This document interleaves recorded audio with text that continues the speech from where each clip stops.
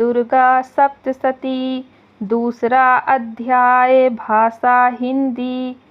देवताओं के तेज से देवी का प्रादुर्भाव और महिषासुर की सेना का वध। महर्षि मेधा बोले, प्राचीन काल में देवताओं और असुरों में पूरे 100 वर्षों तक घोर युद्ध हुआ था। उनमें असुरों का स्वामी महिषासुर था और देवराज इंद्र देवताओं के नायक थे। इस युद्ध में देवताओं की सेना परास्त हो गई थी और इस प्रकार संपूर्ण देवताओं को जीत महिषासुर इंद्र बन बैठा था। युद्ध के पश्चात हारे हुए देवता प्रजापति श्री ब्रह्मा को साथ लेकर उस स्थान पर पहुँचे जहाँ पर कि भगवान शंकर विराजमान थे। देवताओं ने अपनी हार का सारा वृतांत भगवान श्री विष्णु और शंकर जी से कह सुनाया।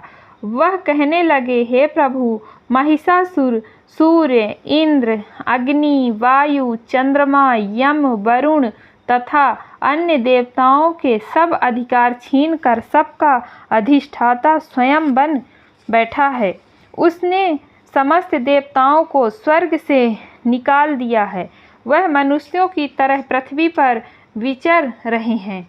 दैत्यों की सारी करतूत हमने आपको सुना दी है और आपकी शरण में इसलिए आए हैं कि आप उनके वध का कोई उपाय सोचें।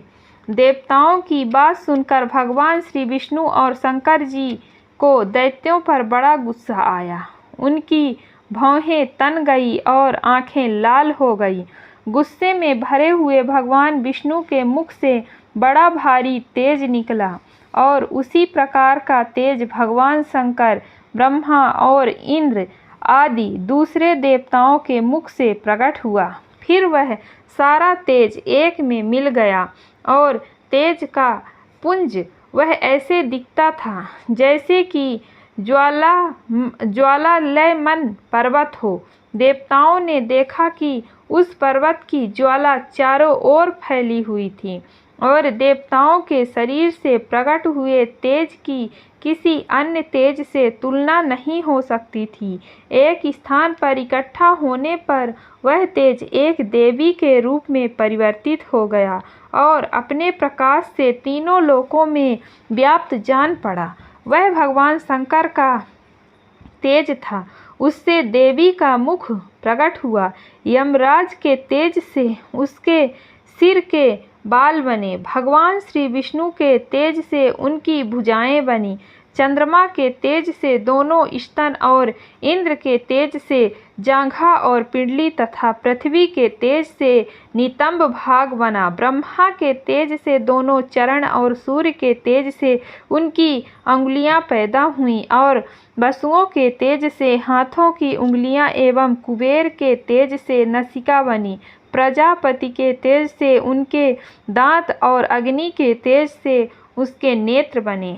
संध्या के तेज से उसकी भौहें और वायु के तेज से उसके कान प्रकट हुए थे। इस प्रकार उस देवी का प्रादुर्भाव हुआ था। महिषासुर से पराजित देवता उस देवी को देखकर अत्यंत प्रसन्न हुए। भगवान शंकर ने अपने त्रिशूल में से एक त्रिशूल निकालकर उस देवी को दिया और भगवान विष्णु ने अपने चक्र में से एक चक्र निकालकर उस देवी को दिया। वरुण ने अपने चक्र में से एक चक्र निकालकर उस देवी को दिया। वरुण ने देवी को शंख भेंट किया। अग्नि ने इसे शक्ति दी। वायु ने उसे धनुष और बाण दिए। सहस्त्र नेत्रों वाले श्री देवराज इंद्र ने उसे अपने वज्र से उत्पन्न करके वज्र दिया और ऐरावत हाथी का एक घंटा उतार कर देवी को भेंट किया। यम राज ने उसे कालदंड में ले एक दंड दिया। वरुण ने उसे पास दिया। प्रजापति ने स्फटिक की माला दी और ब्रह्मा जी ने उसे कमंडलू दिया। सूर्य ने देवी के समस्त रोमों में अपनी किरणों का तेज भर दिया। काल ने उसे चमकती हुई ढाल और तलवार दी तथा उज्ज्वल हार और दिव्य वस्त्र उसे भेंट किए, और इसके साथ ही उसने दिव्य चूड़ामणि दी, 2 कुंडल, कंकण, उज्ज्वल अर्धचंद्र, बाहों के लिए बाजूबंद, चरणों के लिए नूपुर, गले के लिए सुंदर हंसली और उंगलियों के लिए रत्नों की बनी हुई अंगूठियां उसे दी। विश्वकर्मा ने उनको फरसा दिया और उसके साथ ही कई प्रकार के अस्त्र और अभेद्य कवच दिए, और इसके अतिरिक्त उसने उसे कभी न कुम्हलाने वाले सुंदर कमलों की मालाएं भेंट की। समुद्र ने सुंदर कमल का फूल भेंट किया, हिमालय ने सावरी के लिए सिंह और तरह तरह के रत्न देवी को भेंट किए, यक्षराज कुबेर ने मधु से भरा हुआ पात्र और शेषनाग ने उन्हें बहुमूल्य मणियों से विभूषित नागहार भेंट किया। इसी तरह उसने देवताओं ने भी उसे आभूषण और अस्त्र देकर उसका सम्मान किया। इसके पश्चात देवी ने उच्च स्वर से गर्जना की। उसके इस भयंकर नाद से आकाश में गूंज उठा। देवी की वह उच्च स्वर से किया हुआ सिंहनाद समा न सका। आकाश उनके सामने छोटा प्रतीत होने लगा।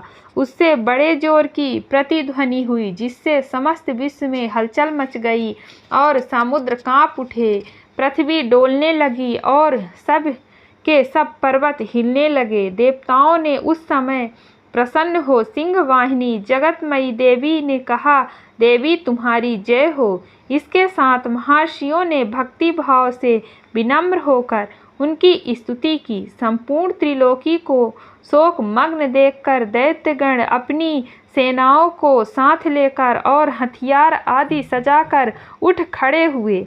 महिषासुर के क्रोध की कोई सीमा नहीं थी। उसने क्रोध में भरकर कहा, यह सब क्या उत्पात है।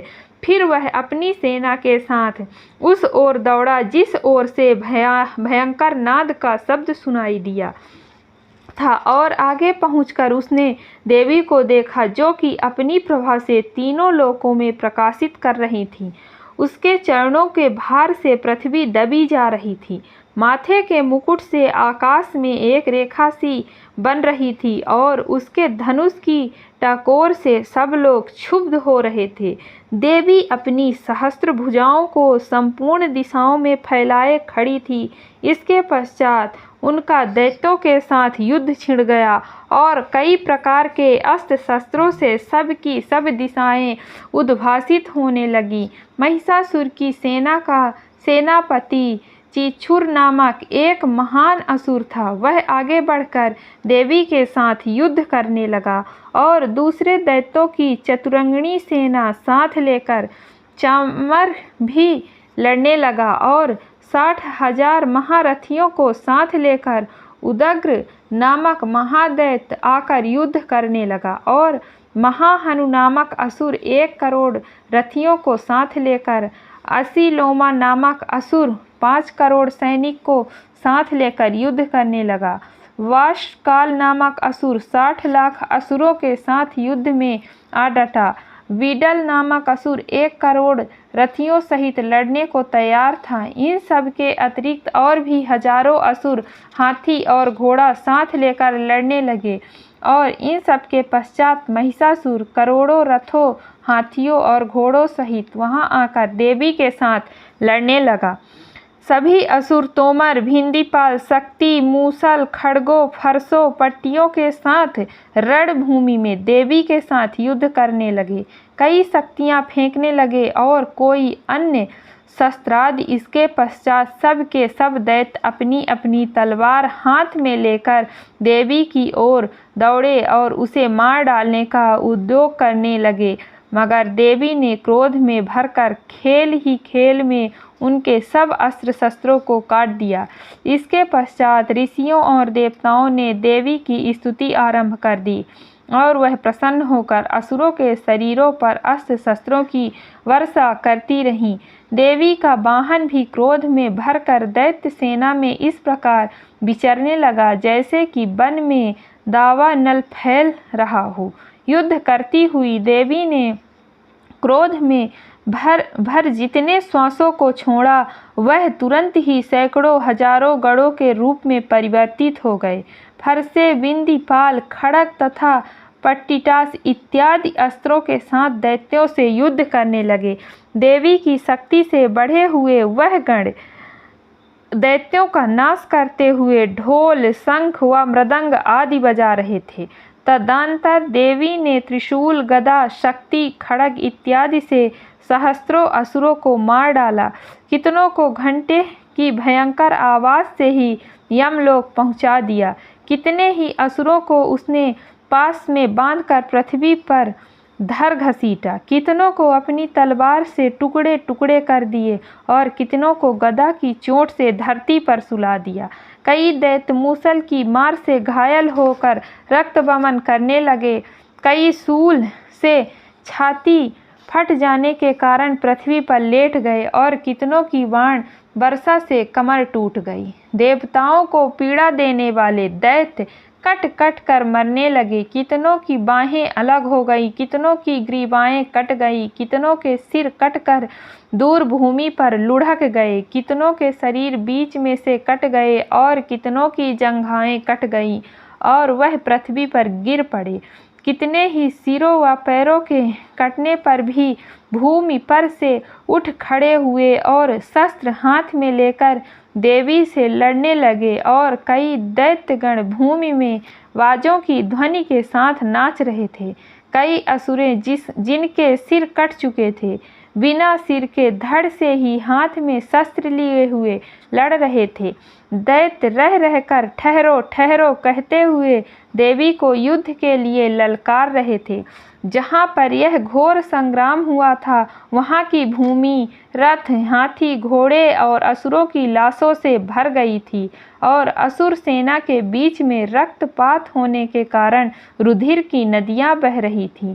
और इस तरह देवी ने असुरों की विशाल सेना को क्षण भर में इस तरह से नष्ट कर डाला जैसे तृणकाष्ठ के बड़े समूह को अग्नि नष्ट कर डालती है। और देवी का सिंह भी गर्दन के बालों को हिलाता हुआ और बड़ा शब्द करता हुआ असुरों के शरीरों से मानो उनके प्राणों को ढूंढ रहा था। वहाँ देवी के गणों ने जब दैत्यों के साथ युद्ध किया तो देवताओं ने प्रसन्न होकर आकाश से उन पर पुष्प वर्षा की। बोलिए दुर्गा मैया की जय।